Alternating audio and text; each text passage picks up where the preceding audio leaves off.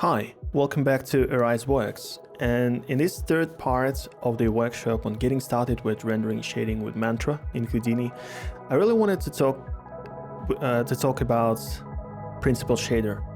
What a Principal Shader is, what it does, why does it have so many tweaks, how do we define material as a metallic or a non-metallic, what's the difference, how do we start making glass materials, how do we make things emit light, what's roughness stands for, what it does, and basically it's a bird's eye overview of the Principal Shader.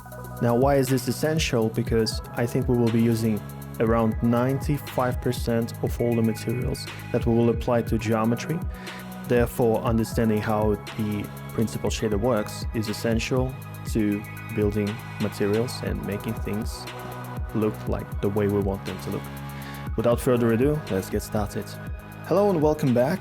And I think in this video, we will try to figure out what Principal Shader is, what it does, and how it controls our material. And basically, we will be using Principal Shader for pretty much every material that we will create later on. So it is important to understand how it works and how it operates. All right, so now I will just hold down the Control key and press the grid, and I'll create a sphere. And I'll just, in the objects, in our object context, I'll just hold down the Alt key and then drag and drop and create a number of spheres. So on the left, I'm gonna have spheres that are non-metallic. On the right, that are metallic. But don't think about this right now. We will figure out as we go. Okay, so we have the perfect layout. Now it's a matter of actually moving these spheres around. Okay, and these spheres, I'll just move them to the left, to the right. Okay. So back to our materials. I'll go to the material context, and as you know, you can add the Principal Shader by right-clicking here and go to the shaders and left-click Principal Shader. Or you can press the Tab button and then start tapping PRINC, and there it goes. You just press the Enter key, and again we have the Principal Shader, which is pretty much two ways of adding materials. Okay, so I just want to have this Principal Shader. Let's say it will be, I don't know, let's say orange. Okay, I'll make a copy of it. Again, I was holding down the Alt key or Option key if you're on the Mac, and just dragging and dropping, and it created a copy. All right, so this one will be roughness of 0.1. So what roughness does is it defines how polished the surface of your material is. For example, the polished plastic has roughness of 0.05, like this, or maybe 0.1. So the smaller the number in the roughness, and by the way, it goes from 0 to 1, the more reflective it becomes.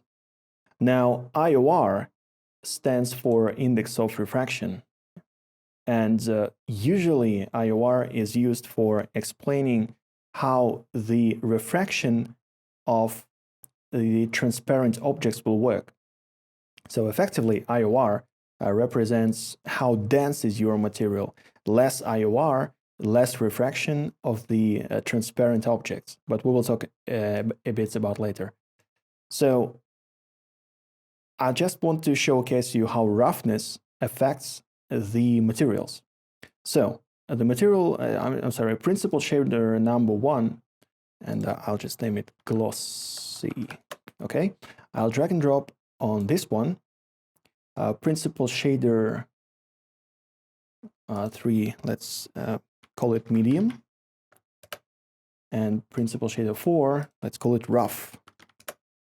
Okay, So medium, let's say roughness 0.2, around that, and rough, let's, I don't know, 0.7.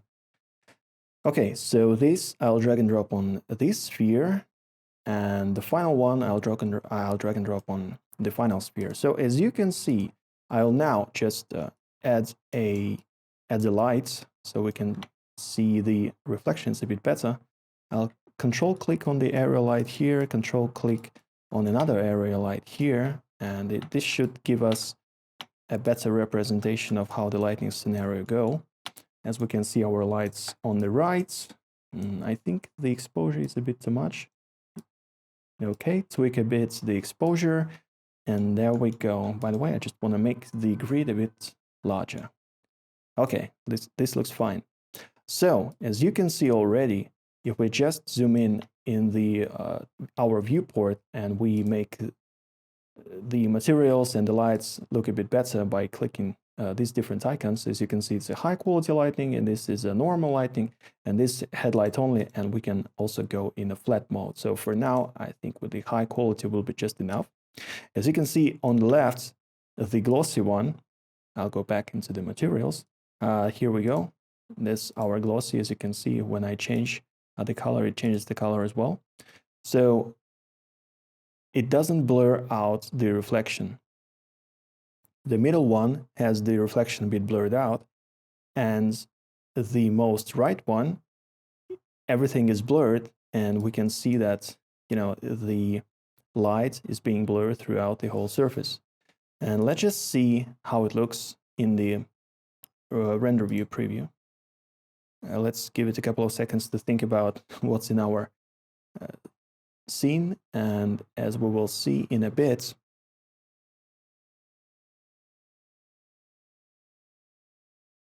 there we go.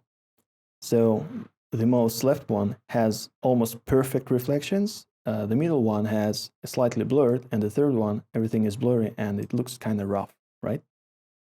And this is how the non-metal work.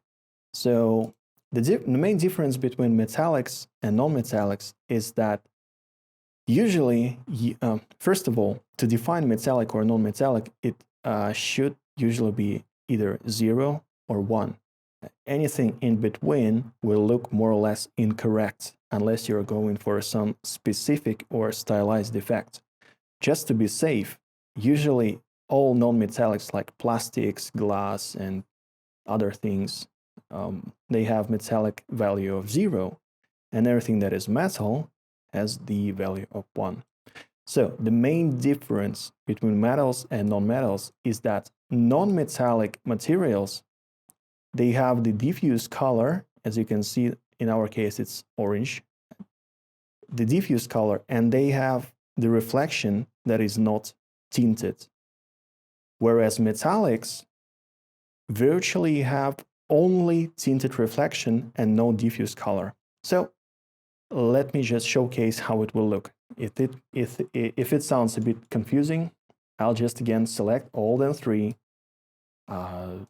Alt, holding the Alt key, I'll just drag and drop and make a number of other copies, and it remembers the difference in the roughness. The middle one is slightly rough, the right is very rough. Now, what I'm gonna do now, oh, by the way, somehow I forgot to turn off the metallicness. Okay, so let's fix it. I'm sorry for that. This will take just a second. Okay, now, if we get this polished metal, slightly rough metal, and very rough metal, we will see just what's the difference. I was trying to explain about the diffuse color and the tint color. So basically, metals only have the reflection, and the color of reflection is the tint that has the base color. As you can see, here we have orange sphere, but the reflection is how it is. It's just white. Whereas here we don't see any color, but we only see the reflection with the colorized, with a color that is mainly directed by the base color. Okay, so let's see how it will work with slightly blue version of this setup. So this is our non-metal, and this is our metal. I'll make the same bluish. Was it this one? So as you can see, our reflection has been tinted into another color. And by the way, as you can already see here in our top left sphere, we can see the reflection of the blue ball of our blue sphere, and the reflection is non-tinted blue. Whereas on the bottom ones, which are our metallics, we can see the reflection has been tinted and the blue ball reflects as a green one. Same, the reflection of the most rough sphere on the right is getting reflected and tinted by the reflection, and it's becoming green as well here, as you can see. We do not see that on the top one because on the blue ball, the reflection is still yellow. So hopefully that explains a bit about the difference between metals, non-metals. If it sounds a bit confusing, trust me, it will become better over time when you kind of get a bit more experience in that. It will all make sense. It's just, don't think about this right now. We will create different materials further in the course, so you'll get enough experience just to figure out which is which settings do we use for any type of scenario. Okay, so now that we know what roughness and basically the base color and metallic does, reflectivity is something that is a bit more CG-ish because you can decrease the reflectivity, but it will not be very much realistic. By the way, I will now hold down the Shift key and drag select this amount of my viewport so it computes only here because we don't need to compute the whole scene. We just want to see what's going on here.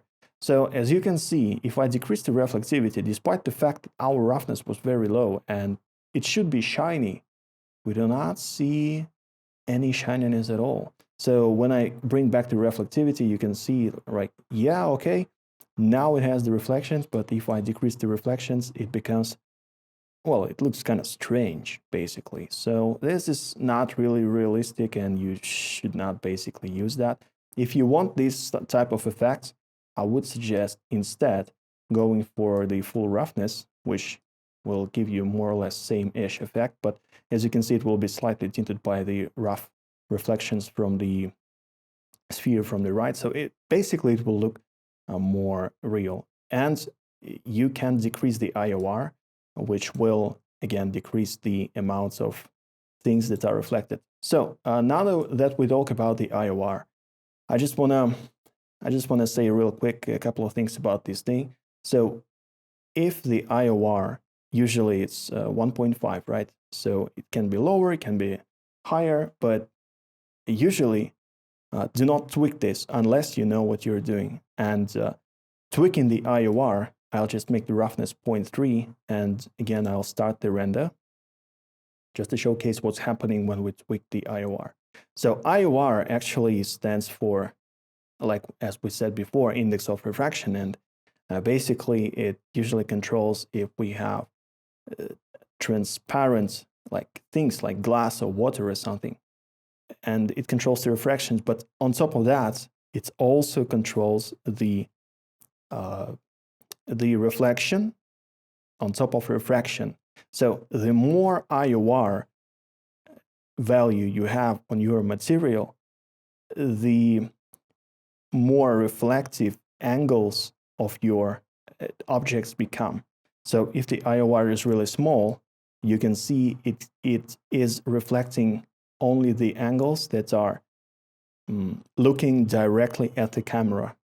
And if we increase the IOR, it starts to reflect so much more from so many more angles than just from the angle that happens to be from the camera view. Okay, so what I'm trying to say is, for example, if you have a material that should have a rough reflection, a blurred reflection. But for example, it's like a stone, right? It's kind of rough, but it reflects a lot, and we will see about that later on. I'm just trying to explain all of these things. I will showcase how it later on how it affects your reflections. But just keep in mind, this stands mostly for how dense and how heavy is your material in the layman's terms, okay? Just without this indice of refraction, like reflection, whatever. Basically, this controls how dense your material is. The denser it is, the more refractive and reflective it will become, even with high values of roughness. Okay, finally, there is this transparency and subsurface scattering thing that we should stop and talk about. So transparency, as the name suggests, it makes your things transparent, right? As you can see, it immediately turned into glass. And subsurface scattering makes it appear as sort of a material that can be penetrated by the light to some degree. For example, like wax on candles or human skin. So if we enable subsurface, we can see that, first of all, it becomes really noisy because subsurface needs a lot of samples to converge and to look better. And let's say we need this to be really, really red, and the distance 0.2 will work. So yeah, this is really noisy. I think we will discuss subsurface in further videos. I'm just trying to go through all of these different tabs all in one go. And I'm sorry if it's a bit too much information at one go, but this is the overview, all right? So bear with me. Okay, so the distance suggests how much of the distance is being penetrated by the light. And of course, it's in the Houdini distances, Houdini system. So 1 is actually really, really large. Okay, I'll just hold down the control, create a camera. I wanna just show you how much 1 really is. So as you can see, we have this -19 and -18. So this represents 1, and our spheres here should be with the radius of 1. As you can see, uniform scale 1, it's the radius of those. So if we have the subsurface with the distance of 1, it means that the whole sphere will get penetrated by the light. So tinker with this a little bit and see what fits your material.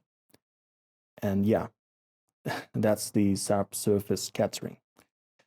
Okay, next one, I will showcase using the material palette.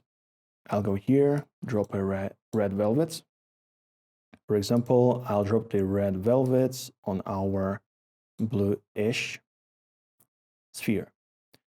And red velvet, as you can see, it appeared here because we got it from the material palette. I'm sorry. And as you can see, the roughness is 1, the IOR is 1.5, the base color is dark red, and yet we have this thing that is called sheen that says 5.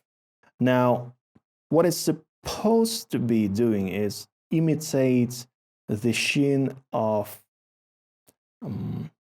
the soft materials, like from the clothes, from the sweater kind of thing, from, I don't know, sweatpants and stuff like that, maybe from even your coats and what have you.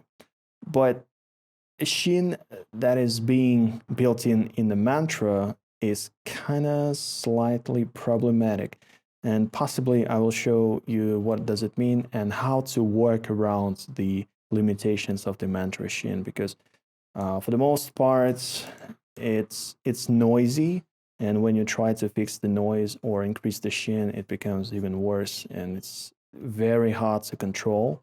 So I will try to show you how to control how to fake the sheen using other technique rather than increasing this one. So if I make the sheen 0, I'll just left click on this snap so we can compare with different results of the render. Okay, let it converge.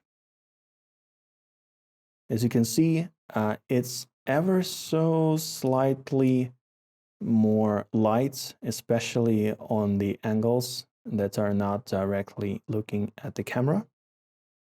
Okay, so that is sheen.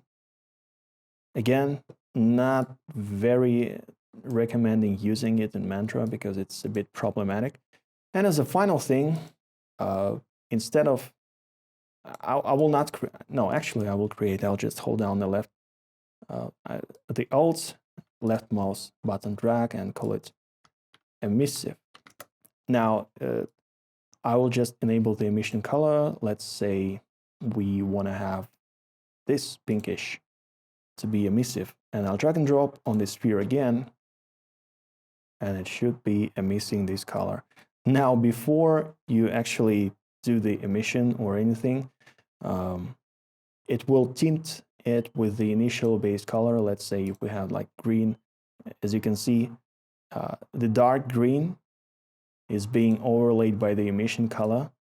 So it kind of has a weird tint here and there. So effectively, if you want to make 0 tinting on your emissive, you can go either black or white. Black usually makes it, stand out like it's just emitting things. So as you can see, it's being reflected as emissive in other spheres. So that was emission. Okay, and the final thing would be the opacity. Now the opacity, it's not to be confused with transparency, because transparency is being used for things like glass or things like water. I don't know, you can make a transparent vase or something. Whereas the opacity is actually just controlling if the material is rendered or not. Okay, I'll just create another copy of our material and call it opacity 1. Or actually 0. Okay, I'll drag and drop on this little sphere. Okay, so now that it will start rendering, let's give it a second. Okay. All right, so if we start to decrease opacity, it will start just to fade out. It will not be actually transparent, as in imitating the effect of glass or water or something, but it will just become more transparent. Opaque, and it will just fake the effect. It will just not render it at all if we have the opacity of 0. Now, you might be thinking, well, this is really strange. Where do I even use this? And this is used when you have a texture of opacity, for example, for tree or other leaves or other vegetations, because usually the leaves on the trees are not actually modeled with geometry, but they have a simple polygon with a texture that looks like, let's say, looks like grass or looks like a tree leaf, and it just makes everything that should not be rendered opaque, and it actually starts to look like a leaf. And I think we will showcase that as well later on. So finally, let's just see what we have in the texture tab. Basically, if you have any textures, and we will talk about that later, you use the texture, you tell Mantra where to get the texture, and it will render the texture on the sphere. All right, so again, you can see that it has base color, IOR, roughness, pretty much everything that we have here, but with texture information that you can paint in Mari or Substance Painter or somewhere else. Then we have the bump and normals to control the micro details, which we will cover as well. Displacement, which will move around your actual geometry to create additional detail. Again, we will stop on that later on. And this is just, you know, you don't need to even look there. So there you go. There you go. I think the most important thing that you should understand about making materials is that first, one of the most important things is base color, roughness, metallicness, and the normals or bumps. We will talk about normals later. So these 3 or 4 channels control mostly how your material looks. And we will start building our own procedural materials using different masks and color information and noises later in this course. So yeah, play with the principled shader, try to understand how it works, tweak different things, see how roughness works, how metallic is different from non-metallic. Maybe you can create some interesting looking geometry and make it transparent, so it kind of you have a fancy vase or something. And yeah, see you in the next video. Thank you for watching. Hopefully you liked the video and the whole workshop. We have a lot more to talk about, so hit the like button if you like what you see, and hit the subscribe button if you don't want to miss anything else that will be in the workshop going forwards. Don't forget to leave comments if you have questions, suggestions, or any other ideas. I'll try to respond accordingly. And so don't feel shy, leave the comment below. See you later and have a nice day.